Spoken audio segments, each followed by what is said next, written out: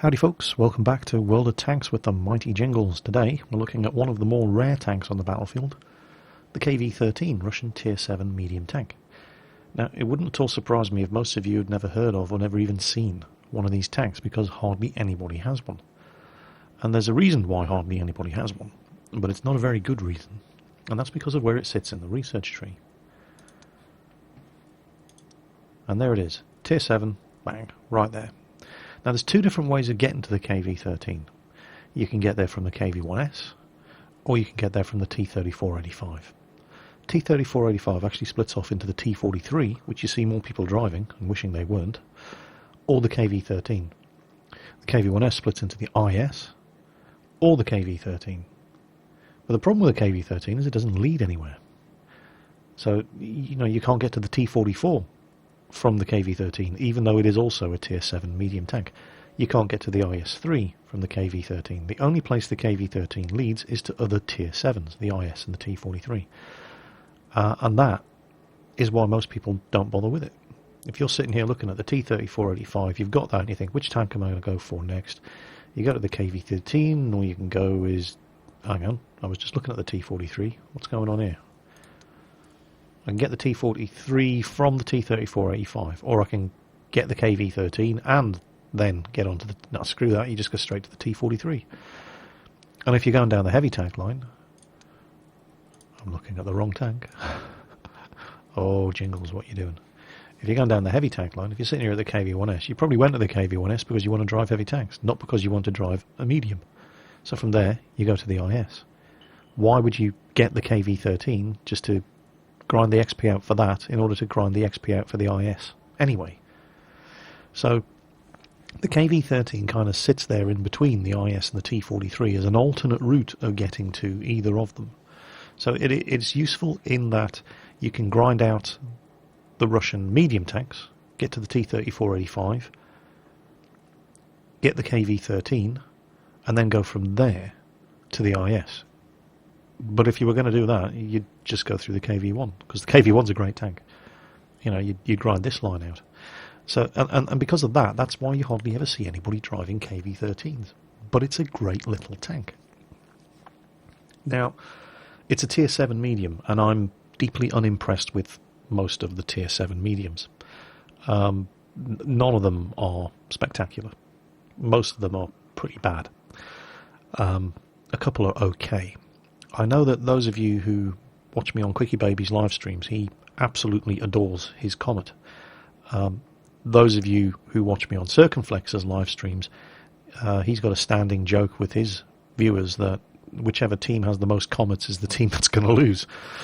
And if both teams have one Comet or the same number of Comets, then the team that loses the first Comet is the one that's going to lose. People love and hate the Comet. There's very, very little middle ground. Myself, I like the way the Comet drives, but I don't like the fact that you need to be using premium ammo with the thing to stand a chance in a battle that isn't Tier 7. And Quickie Baby always has a stock of premium ammo on his Comet, and I just prefer... I don't have anything specifically against premium ammunition, but I prefer being in a tank that doesn't need it to win. So the Comet, yeah... If you're prepared to spend money on it, then yes, you can do very well in the Comet. The T-43 is just horrible. The T-20 is not bad. I did quite well in my T-20, and it does have a very, very good gun. It's the first American medium tank to get the 90mm gun. What else do we have? The Germans get the Panther, which is just a comedy tank. It's a travesty of how amazingly good that tank was in the real world. In World of Tanks, it's just a joke with a selection of comedy guns. The Germans also get a new Tier 7 medium. Well, it's not really a new Tier 7 medium. The Germans had the same thing with the KV-13 with the VK-3002DB. It was another tank that just sat there in this really weird place in the tech tree. Prior to patch 8.5, it sat there in this... You could get to the Panther from the VK-3002D, but not the Panther 2. And it pretty much exactly the same situation that the KV-13 is in now, prior to patch 8.5, that's where the 3002D was. Well, now it's in its own proper tech tree line. The Daimler-Benz series of tanks, up to the Indian Panzer, the Leopard, and the Leopard prototype. And the 3002D, well, it's not terrible. I've seen worse. But it's not great. There's nothing spectacular about it. It's fast. It's reasonably well armoured. It's got some good sloping going on there, but the armour isn't particularly thick. But the guns are just no good. There's some good guns for Tier 5 tanks, but this thing's Tier 7. And it does share quite some similarities with the KV-13 in that respect. The gun is probably the weakest thing on this tank. But let's look at the stats. We'll get to the gun and I'll show you what I mean. 1120 hit points with the upgraded turret. That's not bad. It's average for Tier 7 medium tanks. It's not much better. It's not much worse than any of the others. So that's not too bad. And it is quite light. It only weighs 36 tons. Which means that it has a power to weight ratio of 16.6, which is okay. It's not bad. 600 horsepower engine. Pushes it up to 50 kph, and that is not a fantasy top speed either. This tank will reach that 50 kilometers per hour, and it turns very well too, 40 degrees traverse speed. So it's quite, and it is a small target too. Physically it's not that big. So it's fast, it manoeuvres well, it's a small target. It's all looking pretty good so far. Where's the downsides? What about the armour? The armour is probably the strongest feature of this tank. It's 120 millimeters thick at the front. Yeah, you read that right. This is a Tier 7 medium tank. It's got the same armour as an IS at the front. 85 at the side, 85 at the rear. That's really damn good. You needed the upgraded turret for it, however. The stock turret is only 85 millimeters all around. The upgraded turret gets you an extra 15 millimeters of armour at the front, and an extra 5 at the sides and rear, for 100 at the front, 90 at the sides, 90 at the rear. The turret is still the weakest spot from the front, that you can hit quite regularly when you're shooting at this thing. But the front hull armour is very impressive. In fact, let's just have a quick look. There's the IS. See some similarities? And it's effectively the same armour. It's 120 millimeters at the front, and look at it. Very, very closely modelled on the IS. And from the front, that's pretty much what this thing is. But it's only a medium tank, and it does 50 kph, and turns at 40 degrees per second. That's really, really good. I've bounced shots from KV-3s in this thing at point-blank range. You do have weak spots, of course, and they're the same as pretty much any of these sort of, the Russian tanks at this level. And we're talking about lower glacis, this driver's hatch, but it's a small target. It's a very, very small target. Somebody needs to be either right in your face or incredibly accurate or lucky to penetrate that. And you're going to get bounce after bounce after bounce at the front from this thing. Turret, on the other hand, as I said, not quite as well armoured. If you've got the accuracy to hit the turret of this thing, if the KV-13 driver is pointing the front of this thing towards you, just go for the turret. Right? Don't waste your time trying to shoot the front of the hull, because it's sloped, it's very thick, and the weak spots are small. Just aim for the turret. Turret does turn very well as well, 48 degrees per second.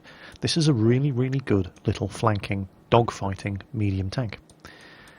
And it gets a very good radio as well. Normally the Russian radios are pretty bad. It's one of the downsides of the Russian tanks. But 625 meter signal range isn't bad at all for a Russian. And combined with the speed and the low profile, this thing does actually make a pretty good scouting medium tank. The only thing that lets this thing down is to do with its gun. Now, the gun isn't bad, but it could be better. And it's this 85mm D5T that you get on a whole range of Russian tanks. The IS, you have to grind out the big gun on the IS with this thing. Well, that's not strictly true. If you've gone through the KV-1S, you're already going to have one of the 122mm guns. but this is an option on the IS. It's the best gun you can get on the T-34-85. It's the gun you're going to be using to grind out on the T-44. It's the best gun available on the T-43, and it's here the best gun available on the KV-13. Now, there are a lot of guns to choose from on the KV-13. Have a load of that lot. Unfortunately, most of them are utter rubbish. There's the 76mm ZIS-5. That's the KV-1's gun. You don't want to be using that at Tier 7. Horrible accuracy, horrible penetration. Then you've got the 76mm S54, which is the T-34's gun. and it's not the best gun on the T-34 either, so that's bloody horrible. It's a Tier 5, another Tier 5 tank gun. The 122mm U-11, which is a short-barreled derp howitzer. Another bloody awful gun. Then you've got this 85mm D5T, which has got, well, 120mm of penetration at Tier 7 just isn't good enough. Good rate of fire, damage is, yeah, accuracy is awful, aiming time's awful. That's really just the training gun for this thing, the last gun available on the KV-1S, on the KV-13.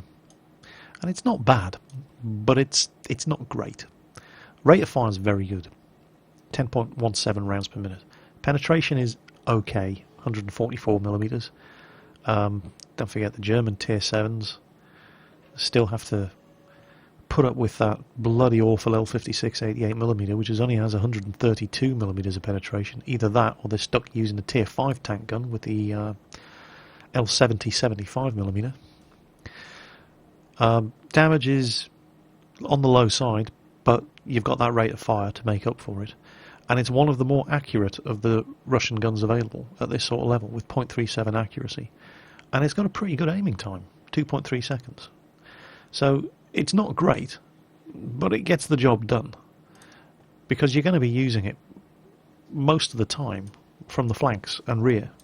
Because that's what this little tank is really, really good at, getting around the flanks and the rear of the enemies. It's really good at Tier 7. It's okay at Tier 8. You're kind of relegated to being a medium scout tank in Tier 9 games. But you can stick together with the other mediums, the more potent mediums, the Tier 8s and the Tier 9s, and basically scout and flank for them. And you can do really, really well in this little thing.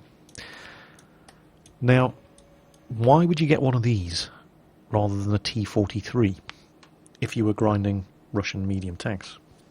Well, that's a good question. Again, going back to the research line, you'll see that you can get to the T-43 from the KV-13, but why would you do that? It's also a Tier 7 tank. Most people are going to get to the T-43 from the T-34-85. And once you've got the T-43, you can get the T-44, which is not bad. And then from there to the fantastic T-54, and from there to the amazingly good T-62A. So, other than lengthening the grind to get to the good Russian medium tanks, why would you take the KV-13 over the T-43? And that's the problem with the KV-13. There isn't really any other reason, except that it's just a better tank than the T-43. If you compare the two of them, look at the difference in the armour. It's just such an all-round better tank. They both have the same gun. The KV-13, don't forget we're looking at the stock stats here of the T-43. So the T-43 with the upgraded turret has more health than 1,000. But it's going to weigh more than 33 tons. It's just as fast as the T-43, but look at the armour. 75mm all round on the hull. If the two tanks, I mean, the two tanks are pretty much, they're very similar. They've both got the same gun. They're both just as fast. They're both just about as manoeuvrable. Their turrets turn just about as quickly. But this one has almost double the armour. This one can take hits. The only advantage the T-43 has over the KV-13 is the fact that it actually has some gun depression. Because that's the KV-13's biggest problem. It doesn't have any gun depression whatsoever. Now, you could be forgiven for thinking, just by looking at it, Why doesn't it have any gun depression? Because, I mean, look, it's a front-mounted turret. There's loads of space down here to point the gun down. But don't forget that the gun turret is mounted on a fulcrum. And for every degree that this gun points down here, this bit in here where the breech is has to go up. And look at, well, just look at it. The breech is here, which means you can probably get 2 or 3 degrees at the most of pointing this gun down before the back end runs into the top of the turret. And that's why this thing has such bad gun depression, and it really, really is bad. It's practically like driving a Chinese tank. It's that bad. And it's the only thing that, well, I won't say ruins, but it spoils what is probably my favourite tier 7 medium. You're going to be cursing the gun depression, or complete lack of gun depression in this tank, over and over and over. It is the only thing that spoils the experience. Now, how should you set this thing up? Well, all sorts of stuff to choose from. Unfortunately, no vertical stabilizer. That's a shame. I would have liked to have had a vertical stabilizer on this thing instead of that enhanced gun lane drive, because it's only a 2.3 second aiming time. Doesn't really need an enhanced gun lane drive. But I've put one anyway because I had one spare. If I could have fitted vertical stabilizer, I definitely would. But not every tank in the game can use one. This is one of the tanks that can't. Improved ventilation, because improved ventilation is great. 5% of all crew skills. And any tank that can use a gun rammer, and we're basically talking any tank that doesn't have an autoloader, you put a gun rammer on. Other than the enhanced gun lane drive, anything else? No, not really. Not really. Perhaps a cyclone filter, but it's better just to not get shot. You could probably get away with this thing with just not spending money on the third equipment slot, because there isn't really anything in there that it would benefit from as much as a vertical stabilizer, and it can't fit a vertical stabilizer. Perhaps coated optics, not a terrible idea, but you only really need the gun rammer and the vents. Crew skills? Well, I've gone with Mentor for the commander, just get everybody's crew skills up faster. It's certainly not the only thing that you could choose. I mean, you've got the radio operator skills here, so there's 2 different ways of extending the view range. You can use recon from the commander skills. Commander doubles as a radio operator. You could also go with what are we looking at? Situational awareness. But yeah, I've just gone with Mentor purely to get these guys' skills up faster. As for the gunner, I've gone with Snapshot, because you're a flanking medium tank, and Snapshot, firing on the move. Again, shame you can't fit a vertical stabilizer. Snapshot gets better with a vertical stabilizer fitted, but you can't, so there's that. And I don't really think there's anything else, any other skill for the gunner that you really want on that thing, except perhaps for Deadeye, but that's a perk. It needs to be at 100% before it comes into use. For the driver, I've gone with off-road driving.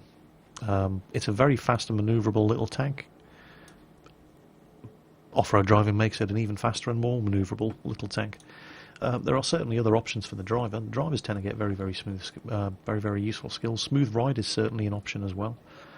And it might be worth thinking of clutch braking, not that important. Nice to have, but it turns fast anyway. Controlled impact, not bad either.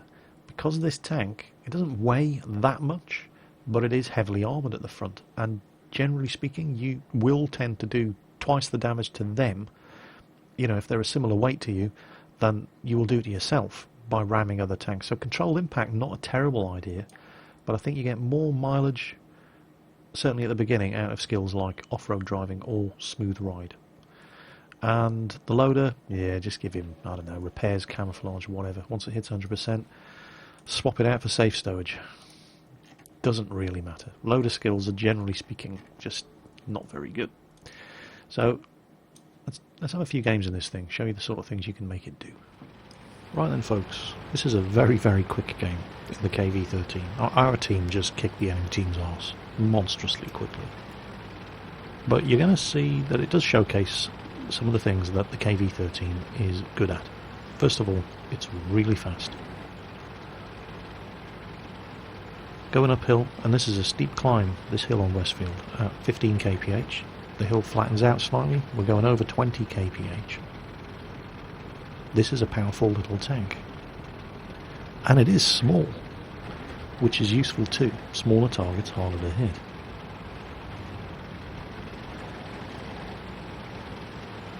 As you guys know, I'm not a massive fan of the tier 7 mediums. The Comet's a good tank, but I'm not a fan of any kind of tank that really needs premium ammunition in order to be effective. And as we're about to see, the Comet needs premium ammunition in order to be effective. Oh look, there's a Comet. Let's get some speed up.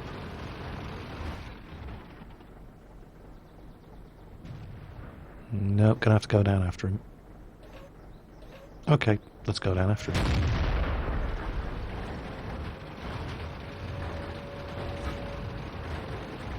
What the hell this guy's doing capping this early on in the game? I'm using auto aim here, by the way, while I'm moving. Not the greatest idea ever. But this guy's stuffed. I mean, who caps when there are still 14 tanks left on the enemy team? And RAM, and I have the armour, he doesn't, so he takes a lot more damage. I've taken 93 damage from this Comet, as he's piling shot after shot into me. There's 8 damage. And he bounces again. The 93 damage I took there was ramming damage that I inflicted on myself. Did double the damage to the Comet. And the Comet managed to do 8 damage. Hit me, what, 3-4 times? Frontal armour on this thing is really, really good. The penetration on the gun on the Comet is not really, really good. Now you can argue the same case with the KV-13. It has that 85mm gun that you pretty much get on tier 5s. And we're up here at tier 7, but this is a complaint that you can level at almost every tier 7 medium tank in the game. With the exception of the Comedy gun, the L100 on the Panther, and the 90mm gun on the T20. But this gun gets the job done. This is not a bad little brawling tank gun. And this game's almost over. But don't worry, there are more replays coming after this one. There's not a massive amount happened in this game, but it does show you what this tank's good for. It's one of the toughest frontally armoured medium tanks in the game for its tier. And there's an M6 with the 90mm gun. You can tell because he doesn't have a muzzle brake. And he can't get through the frontal armour on this thing. Just with a little angling. And there we go. Now that was over really, really fast. But it gives you an idea of what sort of thing you can expect in the KV-13. El Haluf, not my favourite map in the game. In fact, probably my least favourite map in the game. But it's a tier 7 match. In fact, it's a very, very tier 7 match. There's only 4 tanks on our team that aren't tier 7, and one of those is artillery. Luckily, I've started on this side over at the east, at the northern edge of the map, which means that, well, look at the speed. Just touching 60 kph coming down this hill. And because I started over on this side means that I'm very, very easily able to get down into the river estuary and into cover long before I can be shot at by anybody on the enemy team. Now I don't have sixth sense on the crew of this thing, so I don't know whether or not that tiger spotted me, but it appears not.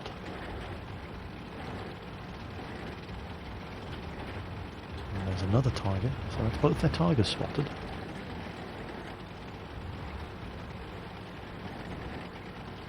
Now the gun depression on this tank is not very good at all.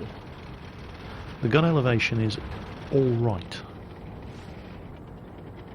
Certainly good enough to do this. Took a hit from the Yak Panther. 210 damage, 88mm gun. Now the Yak Panther's not interested in getting hit again, but there's a Tiger P up there as well. And there we go.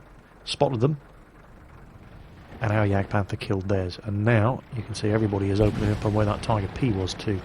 And he's backing off. But is he going to stick around to try for another shot? He is. Come on guys, have him.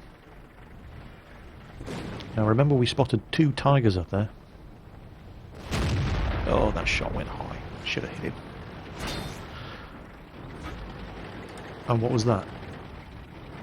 That one seemed to come from up there to my left. KV-1S. Oh, that's no problem whatsoever. So there's a Tiger and a Tiger P and a KV-1S up there, but we saw 2 Tigers. Where's the other one? Well, I'm keeping these guys lit up for all of our tank destroyers on the opposite ridge. And our Tigers and Tiger Ps. Going up to meet them would be dumb. Because the second I go around that corner that they're about to come around, the guys behind me can't help out. So instead, let's reverse. Yeah, he's not even looking my way. Can I get a side shot into him? No. Okay. I basically need to slow these guys down enough. Oh, well done. Somebody on our team just tracked this Tiger P as he came around the corner, and now they're having fun with him. And there's the Tiger behind us. Now, keeping these guys pinned on the corner, and look at that.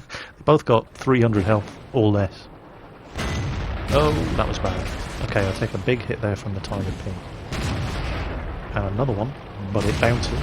Well, it didn't bounce, it only did 43 damage, but hey, no problem, we'll have him.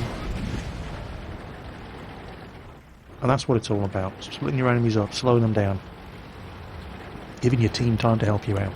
Because the guys sitting up on the ridge line, you can see them all sitting there. We've got 2 heavies, a tank destroyer and a medium. You know, they want to damage enemy tanks. They're not sitting there because they don't want to shoot at anything. So make it easy for them to help you, and they will help you. Now I took a couple of big hits there. There's the 210 from the Jagdpanther, which is now a burning wreck up at the top, and a 207 and a 221 from the Tiger P and the Tiger. The 43, I'm not entirely sure what that was. I could rewind it and watch it again, but whatever. I'm still sitting here on 439 health, and I haven't actually done that much damage to the enemy team myself.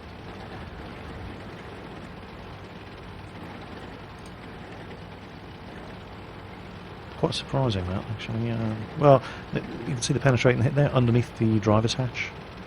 It's not necessarily exactly where I was hit. It could be that that did actually go right through the driver's hatch, and that's really your only frontal weak spot on this thing.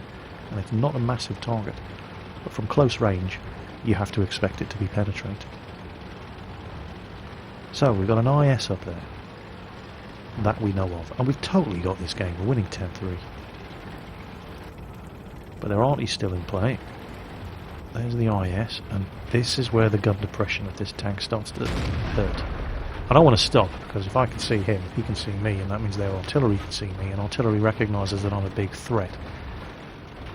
Now the IS looks like he's got the same gun as me, but I don't have to kill him. I don't have to kill him. I just have to keep him spotted. I want to keep moving, because their artillery's still in play, and he's got 2 kills. And I just can't get the gun down. Gun depression, you see there? Cannot get the gun down on the IS. Gun depression on this thing is bad, and now I'm caught in a bad position. But my frontal armour keeps me alive long enough to survive being hit in the flank by the IS and in the front by that Tiger. Unfortunately, I'm going to have to wait for my team, because my gun depression is so bad. As soon as I nose up the front of the tank to get onto that high ground in order to be able to shoot over it, I can't return fire. And that's a significant weakness in this machine. It's probably one of its only real weaknesses. This god-awful, crappy gun depression. Now all they have left is a Tiger and their artillery, and I've got a pretty good idea where their artillery is. Yep, there's the Tiger. He's only on 56 health. I'm leaving him to my friends. I'm going after the artillery. Yeah, I could put a shot into him. Oh, can I? No. Oh, yeah. And his tracks eat it. Okay. Oh, there's the SU-8. So, I've detected him. And come on, get this bloody gun down. And that is the biggest drawback with this machine. It has absolutely horrible gun depression. It's like driving a Chinese tank. It's that bad. However, you remember I said in the garage earlier that you could have some success driving this thing as a scouting medium tank. While I only did around 600 damage to the enemy team directly myself in this game, I did over 3,000 spotting damage. And for those of you who aren't aware of how that system works, enemy tanks that you are detecting and keeping lit up for friendlies, all of the damage that gets done to those enemy tanks by friendly tanks, you get 50% of the credits and XP that they earn for doing it. And that was my mastery badge in the KV-13. And I only did 600 damage directly myself. That was all through the spotting damage that I did in this great little medium. Standard battle on Siegfried Line. I'm in the KV-13. I'm platooned up with Quickie Baby in his Comet. This is one of the games from Quickie Baby's live stream.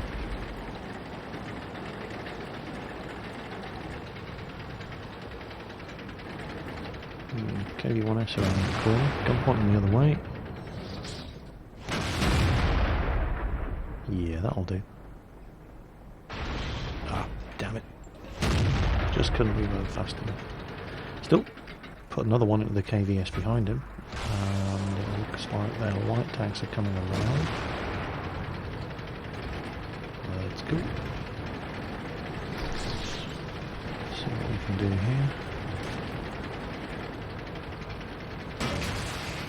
201, 3002D. Oh, that's all the lights and mediums coming around this side. Okay.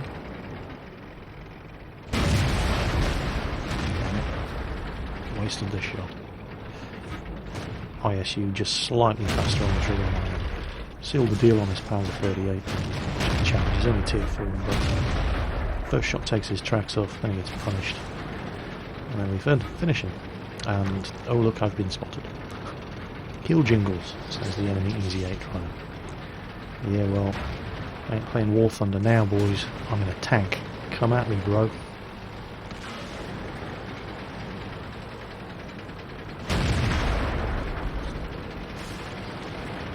I'm just going to pull the camera back here.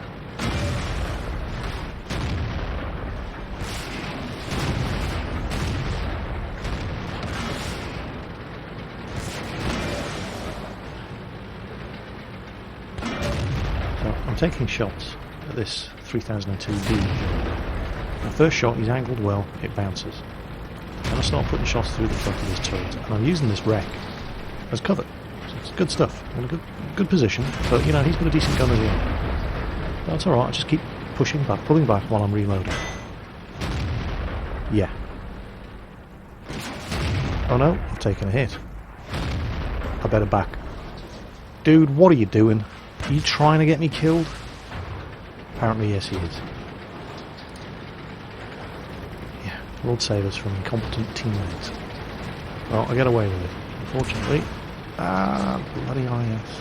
Sitting around the corner waiting for somebody to come across. I could have done without taking that 366 points of damage. 3002D, looking the other way, pointing his gun at Quickie Baby.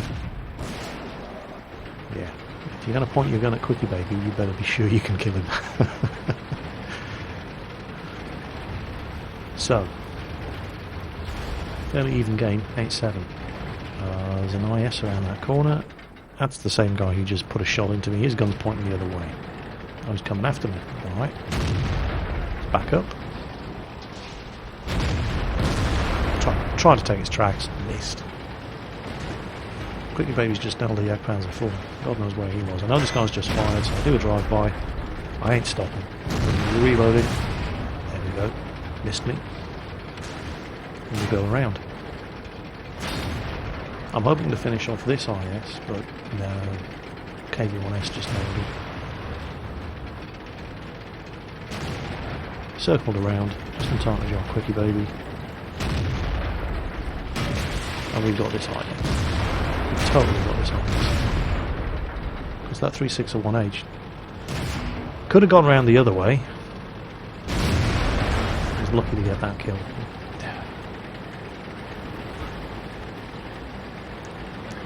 That 361H driver could have been better. First he parks on my arse, does his level best to get me killed. And I'm facing off against a 3002D. Then he's got a choice of two sides to drive around an enemy IS, and he drives around the side that puts him between our guns and the IS. Not the smartest player I've ever come across. You know, not actively bad, but I've seen better. We've got this now. One Yak Panther, two 361Hs, and judging by the fact that the two 361Hs don't really appear to have done an awful lot, my bet is that they're down here. It's the sensible place to go for medium tanks. You tend to see medium tanks on the field in this game. Quickie Baby's headed north in case anybody's trying to cap, and he's spotted the Yak Panther. He's going to have him. And bingo, there's one. Can't shoot him from here though. Oh, and there's two. First shot misses. This 85mm gun is pretty good, but it's not great. It's certainly good enough for work like this. Oh, I've taken a hit there and I didn't really need to. 338 damage. 338 health left. Two more hits from these guys and I could be in trouble. But angle your tank, front towards enemy.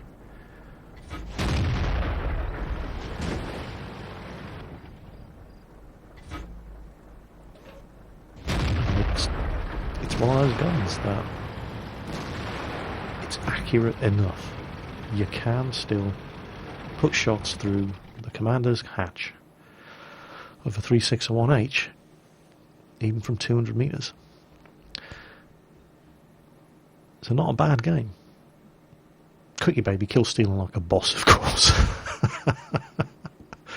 But yeah, not too bad at all. Right, well, here we are again with Quickie Baby and Ike. Again, this is another game from Quickie Baby's live stream. Quickie Baby's in his Comet. He loves that tank. And I like the Comet. But I don't like the fact that you really have to be using premium ammunition with the thing to have a great game. And you could argue that the same is true of the KV-13. You'd certainly find it easier playing the KV-13 if you were stocking on premium ammo. I don't. I try to make it work with, you know, as God intended it. And I've been having reasonable success. Now, like the Comet and the Hellcat, this thing is fast enough to get up onto the hill before the enemy team. The only problem is that once you're up here, what are you going to do? Because you've got no gun depression. There's an enemy Panther. Yeah, this would be silly. You don't want to be trading shots with a Panther at long range. Especially not when there's a 225/2 pot next to it and you've been spotted. So that's pretty bad. I'm down to 64%. And I want to support Quickie Baby on this corner, but I don't have the gun depression. I'm completely useless on this corner. I cannot help it. He's yelling for help against the Tiger P and the T-43, but I just can't do anything. So I'm feeling slightly impotent up here. Have a look at the map. Ike's holding this corner over here in his 229, but he doesn't have a lot of company. So let's go and see if we can help out. I might not have the gun depression, but I can perch over the edge here.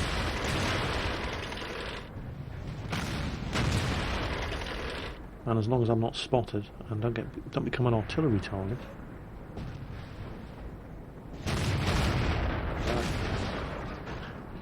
No. Gun depression failing me again. Oh, there's an M6. Do something about that. I've been spotted now, and I know that artillery do love easy kills. Still trying to help Ike out. Oh, he's dead. Damn it. This side's looking very, very weak at the moment.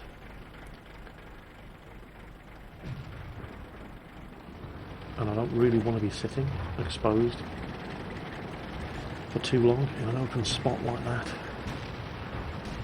So I'm just going to have to leave it down to the heavy and the tank destroyer and get down off this hill and start doing some good.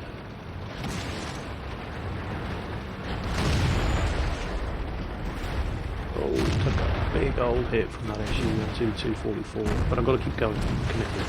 Hit, artillery, damage per tracks, didn't do any actual damage now, so made it. Right.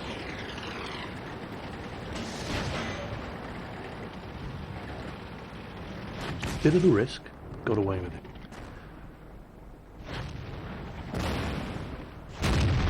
Okay, the next point was going to hit. That could be bad, depending on what gun it was. But he paid the penalty, gave his position away. And what the hell is a KV-1S doing up there in the first place? There's that M6 I had earlier. Quickie Baby is not looking too good. Low on health. And hello. What's that on the map? You know? Oh, Panther.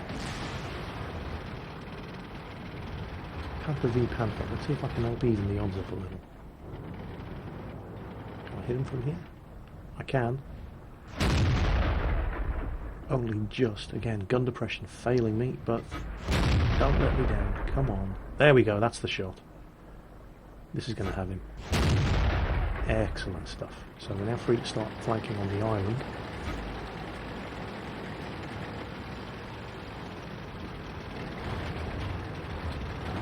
Tiger P, 2002, and that M6 I believe is still on. Yep, okay.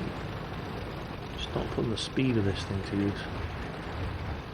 Let's come around and help out that IS. I might be too late. There's an SU-152 here as well. He's got a 122mm gun. Crazy DPM on that gun. He has to actually hit the targets. So let's go around. Help out against this M6. Okay, clear the way for the SU-152. It's not parked in front of the gun. Quickie Baby's hammering this guy.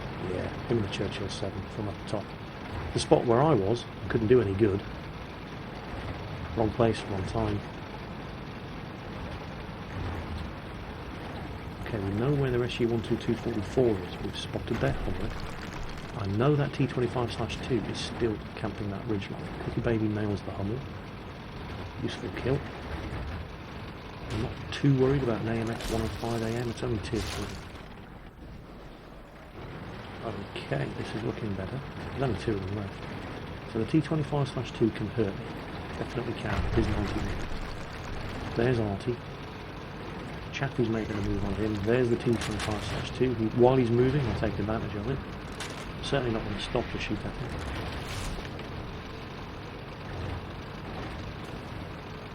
He's the last guy left. Right. Lousy gun depression means probably going to take a hit as I come up, but Quickie Baby puts one into him, forces him to turn his turret. Thank you, QB. And eventually managed to get the gun down. And of course only blow his tracks off. And finish him off. So it's the gun depression on this thing. Over and over and over and over again. The gun depression pisses you off. But if you can learn to deal with that, this is a really good little tank. So, KV-13. I do like this tank. I think this is probably my favourite tier 7 medium. It's incredibly well armoured for its tier. It's surely, I mean, it's got to be the best armoured of the tier 7 mediums, no question about it. It's even better armoured than the Panther. It's easily better armoured than a T-43 or a T-20. And it's better overall armoured than a Comet, although a Comet does have a pretty decent gun mantlet. Speed-wise, yeah, it's up there with the best of them. Manoeuvrability, it's up there with the best of them. Gun performance, most of the Tier 7 mediums don't have very good guns, with the T20 probably being the best of a pretty average bunch. It's certainly no worse than any of the other Tier 7 medium tank guns. The only thing that really kills this thing is the severe lack of gun depression. But if you can learn to live with that, pretty much everything else about this gun, other than the mediocre performance of the gun, but again, it's a Tier 7 medium. Most Tier 7 mediums have mediocre guns. And if you can learn to live with the gun depression, you're going to have a lot of fun with this thing. The only real problem with the KV-13, other than the gun depression, is a problem that has nothing to do with the tank itself. It's to do with where they've placed it in the tech tree. And unfortunately, this is why you continue to see so few KV-13s.